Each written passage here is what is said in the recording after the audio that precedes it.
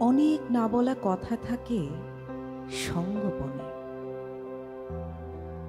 অভিমানে ডুকরে ওঠা কান্নারা ভাষায় শুধুই ঘুমের চাদর।